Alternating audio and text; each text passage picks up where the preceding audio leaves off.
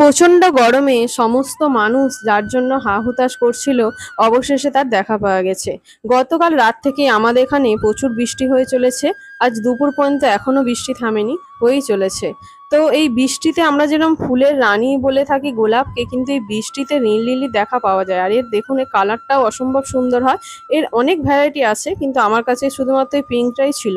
এবছর একটা পিসিমণির ছেলে আমাকে সাদা একটা রেন লিলিও দিয়েছে, রেন লিলির বাল্ব। তো এবছর সাদাও আমার বাগানে ফুটবে।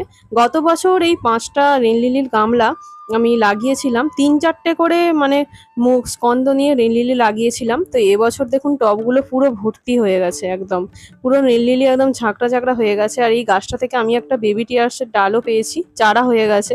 তো প্রথমে আমরা গাছটাকে ন্যাড়া করে দেবো। রেন লিলিতে বেশি ফুল পাওয়ার জন্য যে কাজটা করতে হবে, গাছের এত পাতা থাকলে কিন্তু ফুলের কুঁড়ি আসবে না। যদি বৃষ্টির জল ভালো করে পায়, তার জন্য সমস্ত ওপরের পাতাগুলো কিন্তু একদম ন্যাড়া করে দিতে হবে। তো আমি প্রতিটা গাছেরই এরম টবগুলোকে ন্যাড়া করে দিয়েছি। আর এতেও দেখুন একটা নয়নতারার চারাও হয়েছিল।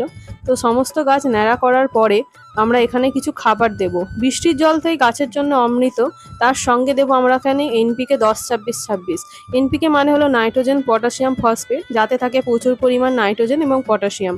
তো আপনারা এখানে পটাশ যে হয় লাল পটাশ, সেটাও ব্যবহার করতে পারেন।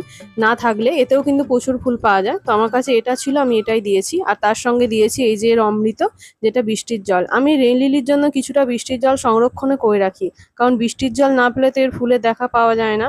এই কাজ করার 15 দিন মধ্যেই কিন্তু আমাদের গাছে কিন্তু সমস্ত রেন লিলি গাছে কিন্তু কুঁড়ি চলে আসবে।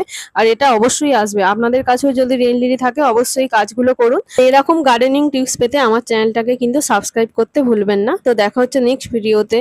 টাটা।